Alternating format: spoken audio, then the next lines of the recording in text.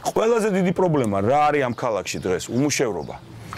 რომ არის უამრავი ადამიანი, ვისაც მუშაობა უნდა, სამუშაო არ არის და არის სირბილი, მომიწყე სადმე შენი ჭირიმე, იქნებ დამისაქმო, იქნებ სადმე თურქეთში წავიდეს ეს გოგო, იქნებ სადმე იტალიაში მათხოვრად ვამუშაოთ იმის დამლაგებლად და ახალგაზრდა გოგოს ველაპარაკე. მითხრა რომ მე ვერ მივიღებ მონაწილეობას არჩევნებში, აქ არ ვიქნები. სად იქნები? თურქეთში ვიქნებიო. შვილი აქ იქნებაო, ოჯახი აქ იქნებაო.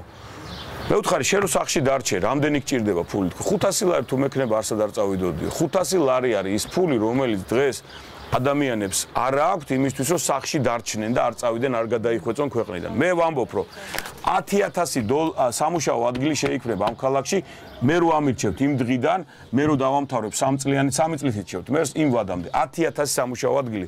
ყველას, ვისაც მუშაობა უნდა, ყველა ბიჭს, ყველა გოგოს, ვისაც მუშაობა უნდა, სამუშაო ექნება. ოღონდ ვიღაცა მეტყვის, რომ კი ექნება, მაგრამ იქნებ პროფესია ის არა აქვს. გადავამზადებთ, სიას ჩამოვწერ და ეწერება მჭირდება 100 შემდუღებელი. ვაკანსია მექნება ამდენი, მოდი გენაცვალე, თუ არ იცი პროფესია, გასწავლი პროფესიას. ეს ერთი. როგორც იყო, მეორე, ამ $10,000 სამუშაო ადგილს რო შევქმნი და ხალხი მუშაობას დაიწყებს, ისინი ხელფას რო აიღებენ, ხო მაღაზიაში ხარჯავენ, რაღაცას ყიდულობენ. ეს ფული ხო ბიუჯეტში შემოვა. გუშინ სტამბოლის ბაზარში ვიყავი, მთელი დღე ვიარე. 30-40%-ით შეუმცირდათ გაყიდვა, ვეღარ ვაჭრობენ. ფული აღარ აქვს ხალხს. და თქვენ ეს რო აღარ არისო რა. მე ვამბობ, რომ 10,000 სამუშაო ადგილს რო შევქმნი და 10,000 სამუშაო ადგილით რომ ქალაქი დაიწყებს 100 მილიონის ხარჯზე მუშაობას, ბიუჯეტი უნდა გავაორმაგო.